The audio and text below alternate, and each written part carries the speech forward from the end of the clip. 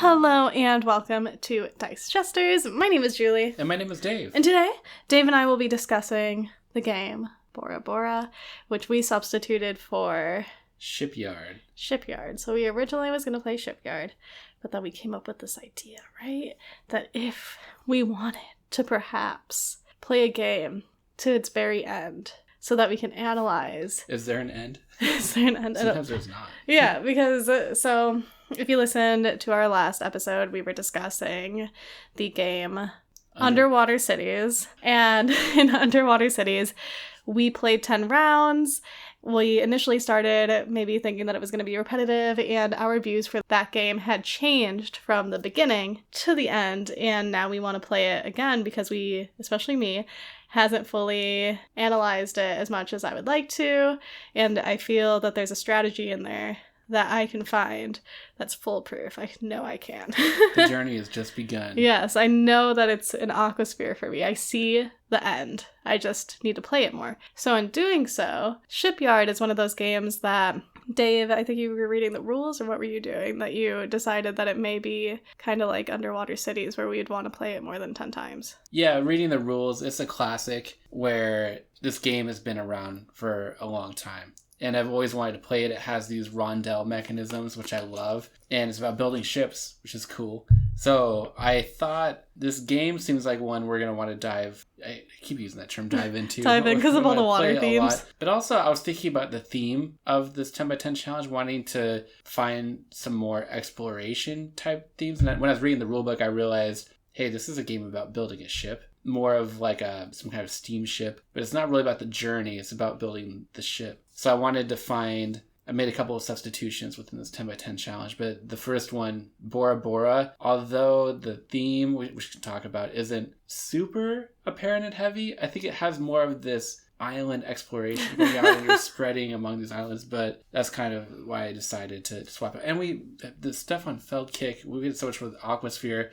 and I felt sad knowing that there was only one Stefan Feld game on this list. And I was thinking there should be two, at least. I think there's two. Interesting. Yes, I wish I was on an island right now, not on a state with cold ocean. Looking at the game makes me want to go to the Philippines with you and go spend some time there. Yeah. Speaking of the Philippines, no, this is not a paid advertisement. I just wanted to say... the Philippines? About the Philippines? No, Jollibee! Oh. Jollibee opened by us! So excited! I can't wait to go. I love Jollibee. Every time I have it, I just think about home, and I think about my family, and how, like, my cousins, every time they would grab some chicken, they would give me the skin. They'd be like, here, Auntie Julie. And I'm like, oh, yes, the manok skin is so good. Well, okay, I was going to ask the question for this game, this almost like an icebreaker. What's the most stressful vacation you've ever been on? But I'm going to switch that. I feel like I'm going to hurt some people's feelings with that. I'm going to switch that. Because the reason I chose that question is funny because looking at the game, it looks very inviting, very warm, very tropical, very colorful. Mm. But beneath that, there's probably this stressful layer of strategic planning and difficult decisions. But speaking of Jollibee, that reminds me of just having fun traveling and going and trying new things. When you mentioned that just now, I was reminiscing on the first time you and I went there. They have a location up in the Seattle area, and you and I were up there. Yes. And it's not too far from a couple hours from where we live. Yeah, and I saw it. I was like, we have to go. I have to show you Jollibee. And that experience was so cool. Do you want to tell about it? Sure. I think you said that it was such a cool experience for you because I usually am that like monotone double emu person. But then when I took you there, I was like, yes, eat the spaghetti, eat the chicken, let me order for you. And I was like, oh, look, I got you the juice. And then I was so happy. I think you were surprised that I liked it. I was like, why are you so surprised happy. that I like it? Hey, I told all my family at home. You remember that? Yeah. You remember? We FaceTimed them. We didn't FaceTime them. We called them through Christmas or Facebook Messenger during New Year's. And then I was like, this is Dave. And they were like, what kind of qualities do Dave have? Well, they didn't say that, but they were like, oh, yes. They were kind of like monotone, blasé about it. And I was all like, Dave eats food. And they're like, oh, Dave. Yeah. They're like, Dave. And I was like, I told you, you'd fit in just fine. Oh, they were so excited. Like, none of my life achievements or anything, not that I have that many, but The thing that people really care about is Dave likes to eat food, or he'll eat anything, put anything in front of him. That, I guess, is an admirable quality. It is, because lots of people don't eat the native cuisine, you know? Like, we have, like, sea grapes and stuff, which I think you'll really like, because you like sushi. And you like the more fishier sushi, so you'd like sea grapes. But yeah, they are gonna be so excited. Yeah. But they're gonna put food in your face that I don't want you to eat, so I'm gonna tell you not to eat it. Yeah, I'll eat anything, honestly. Yeah. But Jollibee was such a cool experience because you were so excited to share that with me. And when you put it in front of me, I've never seen... I mean, we've gone to some restaurants where you got really excited about the food. Like when we had Wagyu beef. For my birthday. That was so good. I was so happy. But at the time when we had the food in front of us and you looked so excited to have me try it, that was just such a special moment. So probably one of my favorite trips. Just, day trip up to Seattle, go try Jollibee because you wanted to show it to me, and that was a good day. I know. That's why I'm so excited that it's here. People were already lined up since like 2:30 yesterday. It reminds me of like Black Friday, not celebrations, but Black Friday events where people would camp out like days. Or there was a big movie like Star Wars coming out, and people would be lined up. Jollibee is a big deal. Yeah, Jollibee is such like a staple too. Like it really does. For like every Filipina and Filipinos, that I know, we all love Jollibee. It reminds us of home. It reminds us of our family. It reminds us of travel to the Philippines. So when people kind of like make fun of the spaghetti, it kind of hits a nerve a bit because it's meant delicious. To be Italian spaghetti. Like there's different spaghettis everywhere, just like there's different tacos everywhere. Like the Taco Bell hard shell taco is not a taco that you can get in Mexico, So there's just different types. It's just like pizza. Everybody gets mad if an Italian makes fun of the pizza here in the States. It's the same thing. So lay off my spaghetti. Or people say that the Olive Garden is an Italian. I'm like, what? I see. You're just putting that in there, slipping that in. But the game Bora Bora. So, did it come with a thematic? Oh, the backstory? You're curious thematically what is I just want the backstory. Hit me.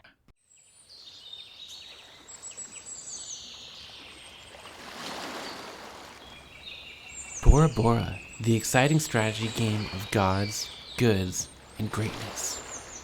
Game idea. Stake your fortunes in the mysterious island world of Bora Bora.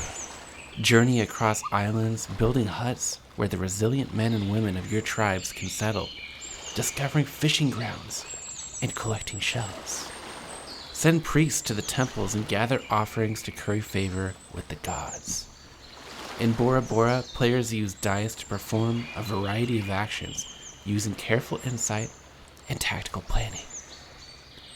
The player who best watches how the game develops and uses the most effective strategy will prevail. The winner is the player with the most victory points at the end of the game. That brought me right into the theme. I don't know about you. I feel like I'm on a tropical island. My uncle, my Tito, he can just climb a tree. He just walk up it. I bet I could do that. I don't think so. I wouldn't let you. I need to do some upper body workouts before. I'm going to be like, oh, Dave, my precious Dave. He's going to fall. Come down from there. Like, somebody help him. But you had a chance to look at the game. Yes, I looked set up in the other room. Right. What are your thoughts looking at the game? Were you able to see what it is we're doing? What did it look like? I was trying my best to find patterns in it to see if it was like a game that we had previously played by him, because I have noticed that most of his games have a slight aspect that's slightly similar to one of the other games.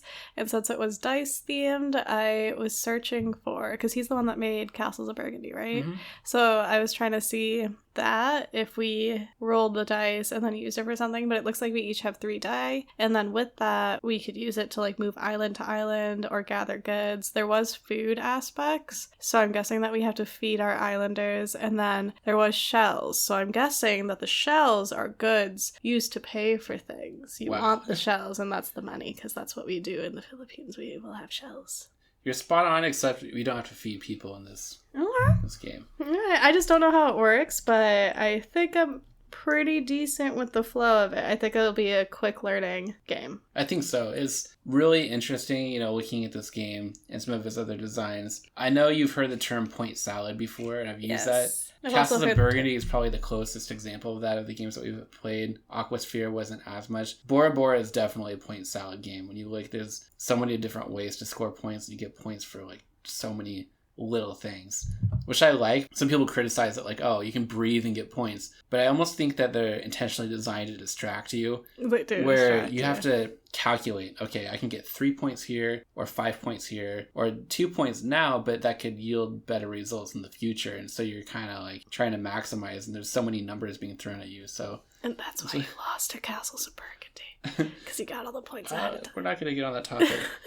But I think what looks really interesting about Bora Bora, and I've played it one time, a long time ago, so I'm excited to play it again. But it's a game that seems restrictive on a couple of levels, and we've talked a lot about restrictive games too. But there's this dice worker placement aspect where you choose an action and you have to use your dice to do it. And you can use that same action if the other person's done it, but you have to place a die that's lower of value than the one that they played. But then the value of the dice that you played dictates the strength of the action that you get to do. So you could be the first person to go in action and place a 1, and then nobody else can do that action. Or you can do a 6 and then keep going back and doing that action if you have a lower die. But if you place a lower die, you don't get to do the action as good as if you placed a higher one. But then there's all these interrelated mechanisms in the game. So for example, you saw the shells. So the shells are used to purchase jewelry, but in order to get shells, you need to get a woman tile onto your board. And in order to place the tile onto your board, you have to place a hut onto the land. And then in order to use the tile to get the shells to purchase the jewelry, there's an action spot. You have to use pip values in order to shift those tiles down in order to actually get the shell icons that are listed on there. So there's like all of these, okay, I want to do this thing, but there's like 5 other things I would need to do before that. And you only get 3 actions per round. So this game, I think, makes you feel like you need to do 10 things in a round, but you can only do 3. So you have to figure out the most maximum way to do that. Hopefully chaining together some bonuses to be able to do creatively what it is you want to do.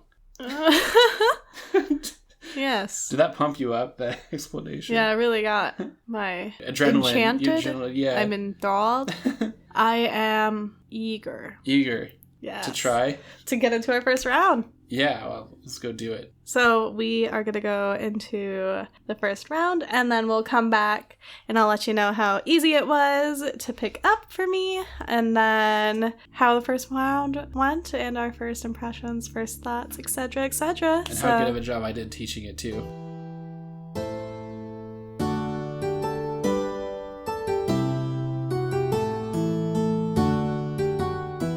And we are back after... I forgot, did you say you played this already or no? Once, a really long time ago. So it's been a while. I wouldn't count it. It's been probably 7 Oh, you or 8 wouldn't count years. it? Well, we're back after, I guess, my first play and Dave's renewed first play. Yeah. I still feel like I was learning the rules. Yeah, that's true. You did have to pause a lot for Bora Bora. And it was interesting. So I already know that I'm looking forward to the second round because in the first round, I didn't catch on right away. I didn't get up to speed with you until maybe about the 4th round. And then I was just like, oh, I messed up. I lost the game. But how could you tell? How could I tell? I'm not going to tell you how I could tell just yet. The emus are coming out. I don't think the emus are. I'm scared. No, I'm not going to tell you because I'm going to do it in the next round and then you're going to be blown out of the water wondering how I caught on so quickly. And so, when we return after 10 games, I'm going to let you know that I figured it out. You're going to be like, pew pew. So I'm not going to share your strategy with me at this point. No. Not at this point. You figure out your own strategy. I can't tell you mine because you're going to try to do it. And then if you win doing my strategy, I'm going to be like, ooh. I just need to at least win off of it first. Yeah. To make sure that it's a good strategy and not just a bunch of hoopla that I'm randomly conjuring up in my mind. Exactly. So what was it like learning this game? There is a lot. There is iconography in this one. Iconography? Yeah, there's a lot of that. That was a bit confusing. We had to look at the rule book a few times to make sure that we were doing it correctly, or like making sure that we were using it correctly, and that kind of prolonged the game a bit because we had to reference the rulebook multiple times to see what the symbol had meant, and the illustrations on the cards were a bit interesting. Yeah. I was just like, are they like giving each other massages? What are we doing here? So that was unique. But otherwise, I would say it was pretty straightforward, especially with the dice wise, because it would say like 5. It would be on the 5 side. So then you would know that you either had to have a 5 or more. Yeah, it was easy to explain this game in terms of how to play, but I kept having to look at the rule book for the task tiles and then the god cards, there are a few different things I had to look up. But I feel like after one play, that was truly a learning round. I got to the end and I was like, okay, now I know what I'm doing. Even though I won by quite a bit, I still was learning about how everything kind of worked together and what I could do on my turn. But it was interesting that there were only 3 turns in each round. Those rounds go by pretty fast. Yeah, they did go by. 3 turns, there's not enough time to do enough things. I know, it's pretty... For the first game, it's pretty restrictive. I don't think it's as restrictive as we think when we get into the games a little bit more, because you'll see my strategy unfold and then you'll go, oh, I see what you're doing. Yeah. You could tell by the end of game points that we were doing something wrong. So I know you said it seems restrictive, but let's talk about the food terminology, the crunchy factor. You know, we talk about Feld, point salads. There's just so much food. Let's call this the Feld forecast. You know, from this game, how crunchy of a game do you think this is going to be? Like a light salad or a meaty buffet of crunchy choices? I love what you're trying to do, and I appreciate it. But when it comes to talking about board games, I don't like the terminology of like crunchy. I don't know. Well, let's go back to your buffet terminology, or your buffet analogy. We're talking about rating board games. It's like going to the buffet. Yeah. And some people may like sushi, and you may like not chicken. Sushi. That's cool. That's cool. Okay, but that was just to give insight and build an image of why we don't rate games, like to show iconography, I guess, of that reasoning, so that it sits well with everyone. But I don't like the word crunchy because you don't crunch into it. I don't know. There's a lot to sink your teeth into it. But there's a lot for me to think about. There's a lot that I have to think over when we play the next round for this. I do have a lot that I'm going to do different. I was very shell hungry. While I was doing that, I had looked at it and thought about it, and by round 4, when it all kind of like clicked for me, I realized I was chasing the wrong thing. Oh.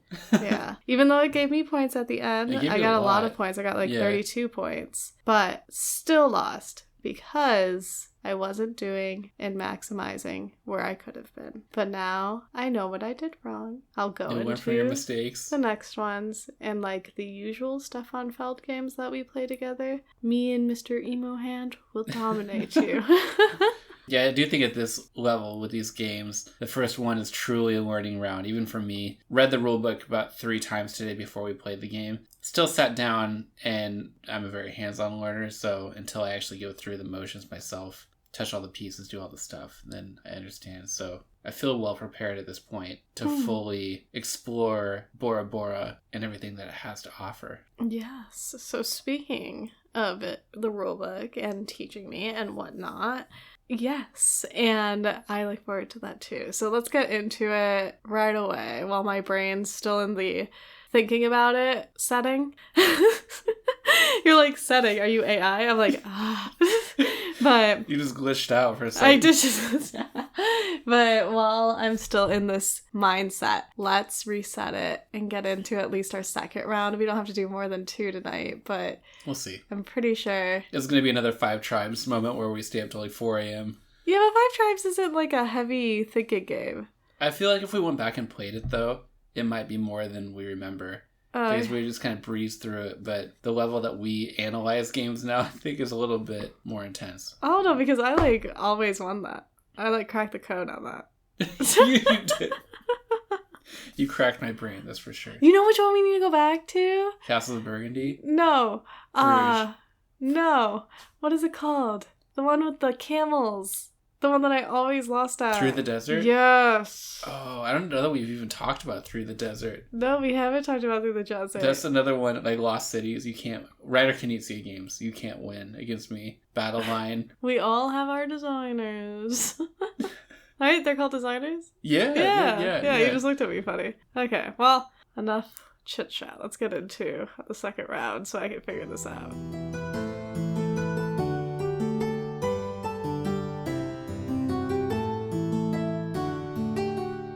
And we are back after our 10 rounds of Bora Bora. Our tropical adventure. Yes, a tropical adventure. We are excited to talk about this, as Dave called it, a tropical adventure, because it was a roller coaster ride. I was trying to think of a pun like you, but I couldn't. It wasn't coming. Because when we had initially started the game, you had won. And when I was looking at the components, the playstyle of the game, I sat there thinking, is this a Dave game that I'm walking into? Is this have some undertones of tabloid building? Tableau building. And that's, kind of what I thought. And then the tiles, after a while, I was like, no, Dave, just call them yellow and blue tiles. You don't need to say, okay, and for my women, I'm going to put it down, and my men. I was like, you don't need more women. I'm going to use my man for this. Just felt kind of odd. Yeah, so then... using that terminology. We got to change that terminology. It was just a bit odd. It fit the theme, though. Like, it fit Bora Bora. It fit, like, Pacific Islander. All of that, went well.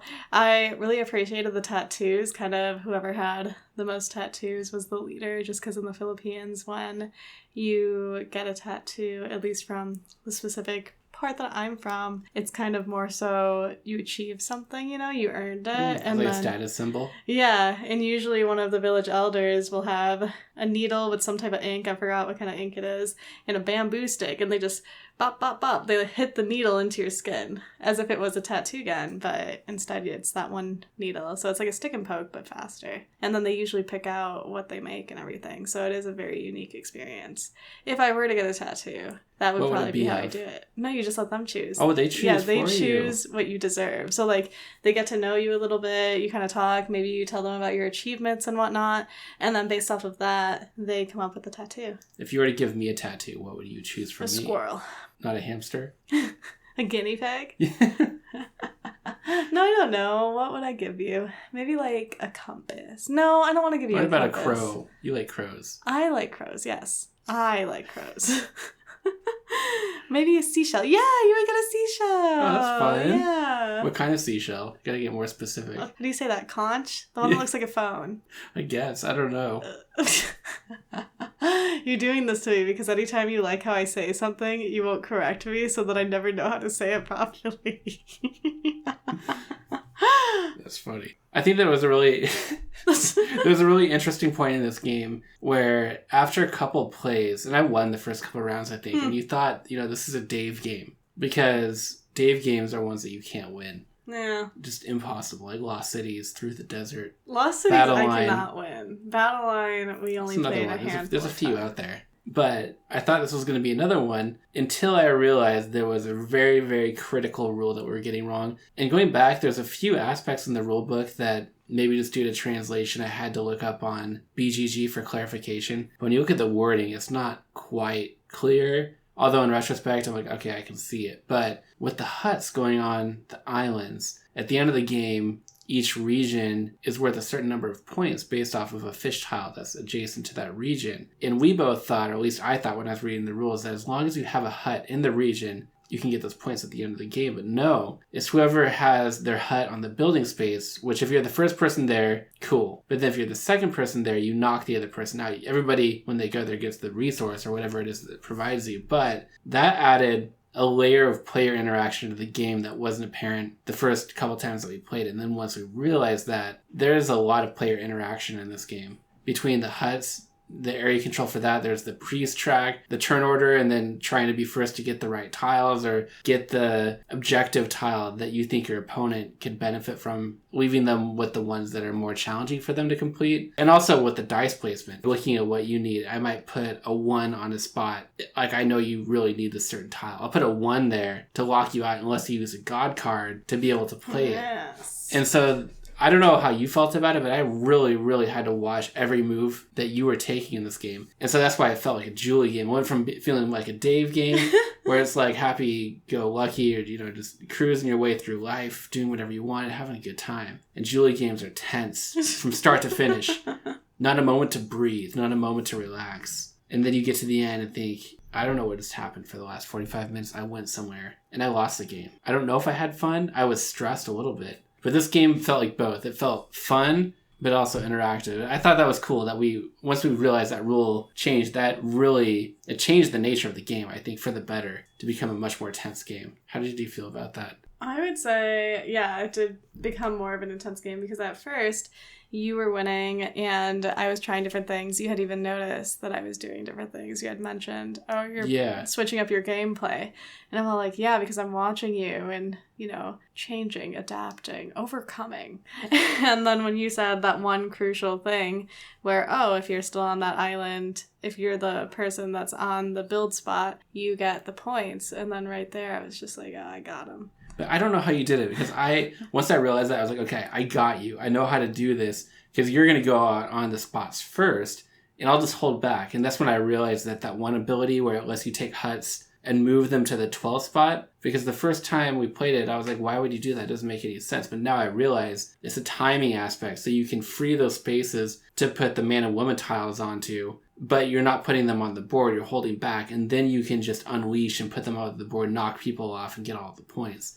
I tried to do that with you. It didn't work. No. Because you moved them and you placed them in a strategic way where I could never quite accomplish that. Because where you placed them was just out of reach, or it wasn't worth it. Like, oh, I'm going to take a turn and knock you off of a 1 spot. And then before I knew it, you'd gone and knocked everything. Oh, trust me. Off. I knew what I was doing. But then the timing was difficult, because I was still going after building the structure on your board where you place the tiles. Oh, yeah. You need resources for that. So I kept falling for putting my hut onto the board to get those resources so I could get those 4 points. That was so funny. I feel like I was building something. That was so funny when you were trying to build, because every time you build to get a resource or whatnot, you were hoping to finish that, and then you'd look at my board at the end and you would say all your huts are out and your resources are full. You're like, how? Oh, every single time. It's like, it's magic. It's just magic.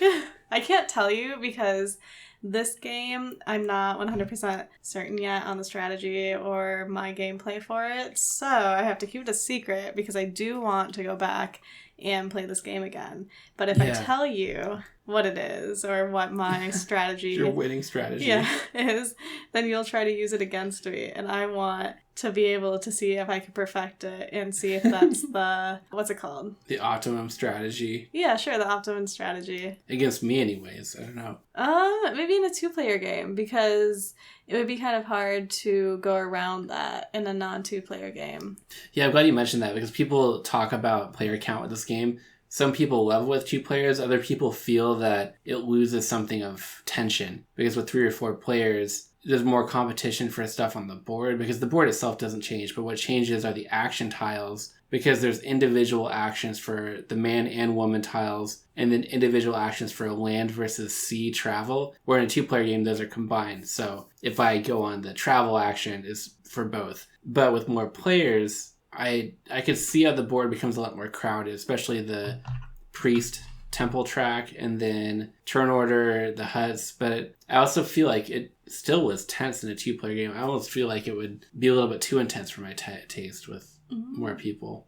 Yeah, with more people, you would definitely be going head to head, so it would be more fun, because you would have to make sure you had just the right numbers that your dice would roll, which would be difficult. So then you'd have to use more God cards to make sure that you can use the tile that you want to use, or hope that nobody used it prior to you, or if they did use it, they used a high number to where you could use your dice still. Or if you wanted to go on the map, you would have to make sure that you do it in a way where the other person didn't bump you off with having more players. Because if there's more players and you go to all these lovely places, your chances of getting bumped off are high. I mean, there was a game where all of yours basically got bumped off except for 2. Yeah, and I'm like, how did that happen? Yeah. Okay, because I want to talk about distractions. Yes. This game is full of distractions. I don't even know what you were distracted by. You know, it's my distractions in this game were the structure of putting the building tiles out, because I wanted to complete that. The sense of completion was a distraction, but the biggest one was the objective tiles, because if you don't complete it, well, at the end of each round, you have to select 1 to complete, and you'll have 3 at any point in the game. If you don't complete it, it's not worth any points. If you do complete it, it's worth 6 points, but if you use a God card to reduce its requirement by 1, it's 4 points. And 6 points, is it a lot? Because I would be so frustrated if at any point in the game I couldn't complete any of my objectives. And some of them are tough. Like, you need to get 9 huts on the board, or you need 5, but 1 on each island. Yeah, or really specific God cards, but also man and woman tiles, or having a certain number of priests out. And it really forced me into certain strategies where I may have been trying to do something completely different, but I need to pay attention to these tiles. And then knowing which ones are coming up at the end of this round that I could select from, and making sure that I'm choosing a strategy that will guide me on that path to being able to complete those. And then at the end of the game, if you've completed every single one, you get a bonus 6 points. And I almost feel like in order to do well in this game, you have to get a bonus 6 points in a certain category, whether it's jewelry, whether it's the bonus tiles, whether it's putting all your huts out, something. Because if you don't get a bonus in a category, then that means that you didn't do any one thing particularly well, and you just spread yourself a little bit too thin. Yeah. But those objective tiles really distracted me, because it made me do suboptimal moves at a lot of different points just so I could not lose those 6 points, but probably lost out on even more points doing something else. I don't know. Yeah, because those tiles altogether at the end of the game, if you look at it, is 60 points. Yeah. So you'd have to make up 60 points somewhere else, while on top of that, gathering other points. But I think it's very unlikely to not complete one of those, just because some of them are pretty obtainable, like having 2 of the yellow God cards, or 2 of the blue, or 2 of the white. You know, the God cards ones were pretty easy. The shell ones would be easy if you didn't want to collect any jewelry. So there are some that they kind of give you. And the beginning one's supposedly supposed to be easy, but we had some of them were hard. Yeah, like you had to be first player and have one of the men tiles. Yeah, or have 3 huts on the board, or 3 identical God cards. Yes, the 3 identical God cards that I got stuck with messed me up every single time. But when that had happened, I had decided, okay, what am I going to do? Am I going to lose out on 6 points and get more here? Or am I going to do this? And I would always decide to lose out on the 6. Yeah. So if that hints to you what my strategy was. I was going to ask if you feel like luck is too much of a factor in this game, but you kind of answered my question, where if the objective tiles aren't worth as much as they lead you on to believe, is it a big deal to not complete them? And I would feel frustrated if I got a starting tile that felt more difficult, or I ended up with an objective tile that required me to have specific man or women tiles that at that point in the game didn't come out, or you were able to get to them first, or they were in a higher pip value than I could afford because I rolled low dice. And like, there was a couple rounds where the last round of the game I rolled like a 1, 1, and 2, and everything required more, and I didn't have any offering to be able to use God cards. I didn't have any God tiles because I didn't have any priests on the track.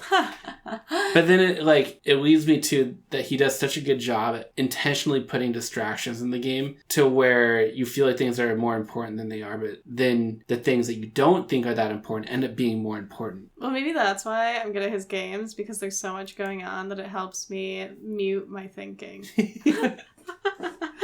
With the God cards, well, no, they're not the God cards, the objective cards. I was laughing just because I remember there was a few games where I would look at what you had down there, yeah, and then I would take what you needed.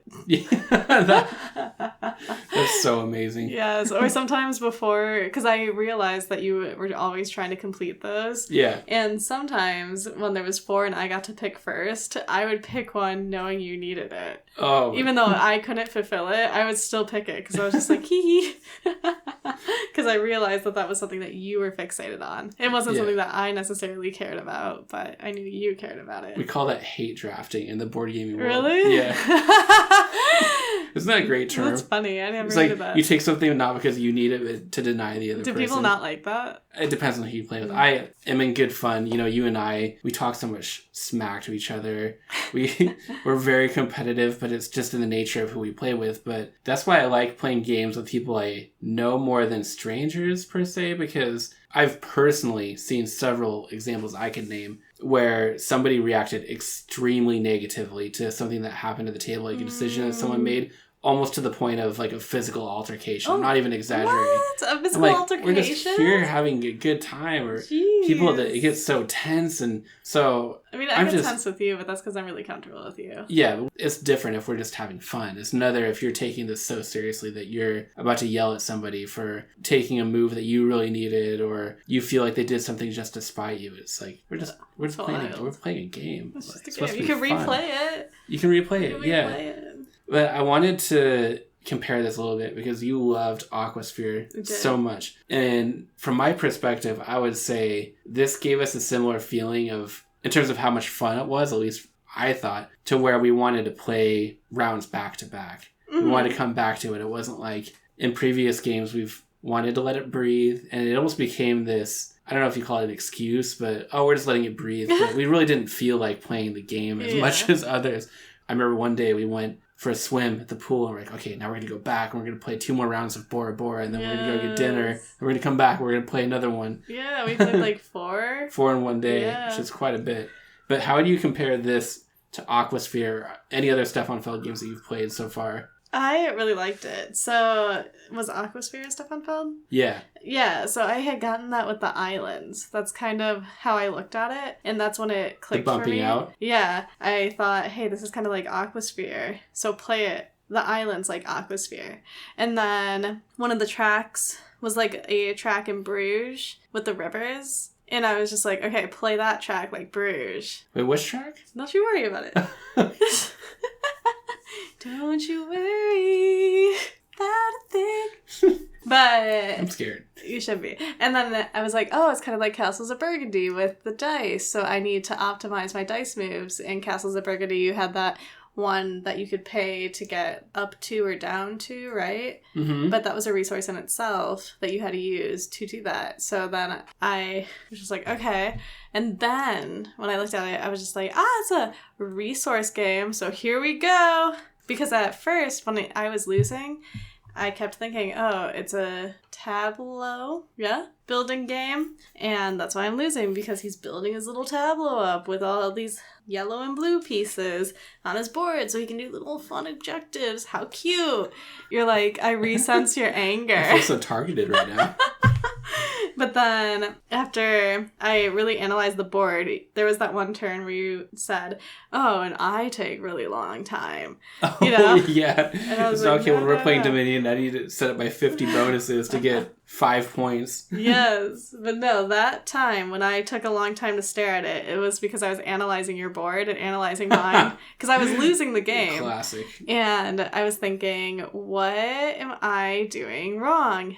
And it's because I kept thinking that you were building some machine over there, but that wasn't the case. It's not. Yeah, that's not that game. Quantify it as a machine. It was trying to do something that didn't work out too well for me. Well, what's it called when you build a bunch of things, like what you do in Dominion? What? Engine building. Engine building. Mm-hmm. So I was staring at it as if you were building an engine, and after I said, actually, you really can't build an engine. It's not like an engine building game. You can, at max, do maybe an additional 4 turns. But after you use the man or woman, so in the second section of a round or whatnot, then I realized, okay, I got it. Because that paralyzes your moves because you're so used to being able to do this and then this and then that and then that. And then I'm sitting there like, okay, Dave, your turn's up, Dave.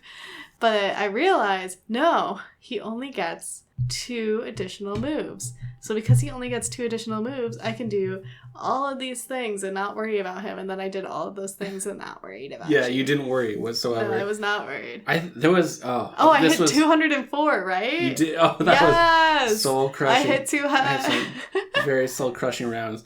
I would say this is one of the most intense 10 plays of a game we've done, because Aquasphere, I lost hope very early on because you were winning just about every round of that. I won like 2 rounds of that game. But this one, I started out winning like every round. Yes. And then you started to win. It became tied, and then you got the slight lead. Then I won another round toward the end, and it was 5-4 with you in the lead. And I was like, if I win the last round, it'll be tied, and then that'd be fun. But then you won the last round.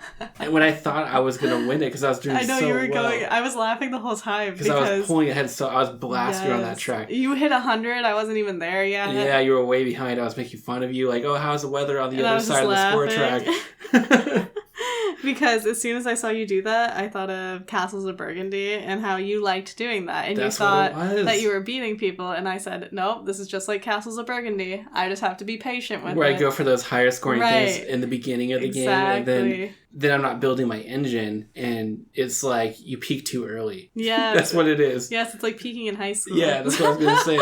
And you're like, but it's all about the long game. You know, I'm taking all these advanced classes. Yeah, I'm going to be the one getting scholarships. And anyway. So, yeah, this game was wild. It was. I had a really good time. In terms of my comparison to other Stefan Feld games, Trajan's still my favorite. This one would be up there in like my higher tier, I think, of Stefan Feld games. You and I were talking about trying to get through his whole design catalog, and I think that'd be cool to go and analyze them all and then compare and make a ranking of our favorites. But this would... That'd be cool to do like a ranking of like a designer and then the games. Yeah. Honestly, at this point, I think my top 3, the more I've thought about it, I know the ranking in our season 2 didn't quite reflect that, but I would probably go Trajan, Bora Bora, and Bruges as my top 3 at this point in time. Yeah. I keep thinking about that game. It was so wild. So good. When you had Bruges so low on your list, I was so confused. I love that game. The more I think about it, like I want to go back and I'm excited to play it again. I don't know, all of his games are good. I loved Aquasphere too. But you're like, I just don't love it as much because I lost every round. Yeah. But we'll see. I'll be curious where your rankings end up at the end of this 10 by 10 list. It's going to be a wild one. It is. For sure. But thank you for taking the journey with me. Is this a keep it to play or a trade it away? It's a keep it to play. Keep it to demolish you? Yeah, you need to perfect your skills. You need to come back for revenge. Yeah. But thank you so much for listening to Dice Jesters this week. Be sure to join us next week. If you would like to send in questions at all or follow us, you can send in questions to our email. Our email is thedicejesters@gmail.com, while our Instagram is dicejesters. We are also on Patreon if you want to come over there. We are kind of reamping it. I don't know, giving it a new look, updating it. That's what it's called. Yeah, updating it to where we're going to have videos and stuff like that. So it's more interactive, more behind the scenes, offers more items, and our Patreon is Dice Jesters as well. Otherwise, and you can vote for games too. If there's a game that you want us to play or check out and then do an episode on because you want us to like deep dive it, you don't want just one and done type deal, that's where you can request it, is on our Patreon. But may fortune favor the next Foley, and may the muses guide thy hand and heart. Till next we gather round the table, fare thee well from the Dice Jesters.